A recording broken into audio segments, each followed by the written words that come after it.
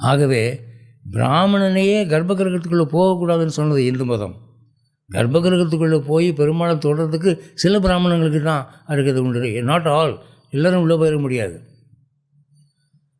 அப்போ அங்கே ஜாதி அடிப்படையில் இல்லை அவங்க சொன்னதெல்லாம். அவங்க சொன்ன தீட்டுங்கிறது வேறு, அதை முன்பே நான் சொல்லியிருக்கிறேன். ஆகவே இந்த கண்ணோட்டத்தில் பார்க்குற போது வேதங்களை மெயின்டைன் பண்ணலாம், பாதுகாத்து வைக்கலாம், அவ்வளோதான். நாங்கள் எல்லோரும் சொல்லி நாங்களும் இப்போ இன்றைக்கி பார்த்திங்கன்னா வெள்ளைக்காரனெல்லாம் வேத மந்திரம் சொல்லி எங்கள் ஊரில் மழை வருதுங்கிறான், கேரளாவில் நாங்கள் பெண்கள் சொல்லுவோம் அப்படின்றாங்க.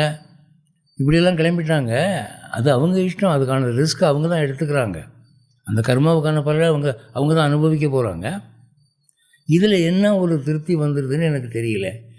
இதில் என்ன மற்றவங்களுக்கு கிடைக்காத ஒன்று வந்துடுது.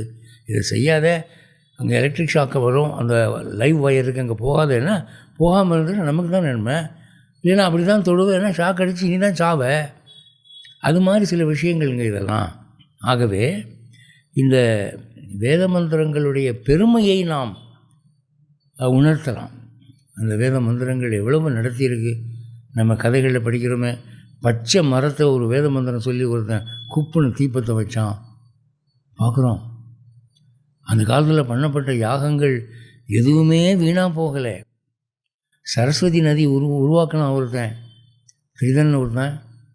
அவன் அதை யாகத்தை செய்யக்கூடிய சாமகிரிகள் இல்லை, தன்னுடைய நைச்சிய அனுசந்தானத்தினாலே பக்தியினாலே தேவர்களை வர வச்சான், ஒரு நதியை உற்பத்தி பண்ணினான். Yaga will never be a failure if done properly.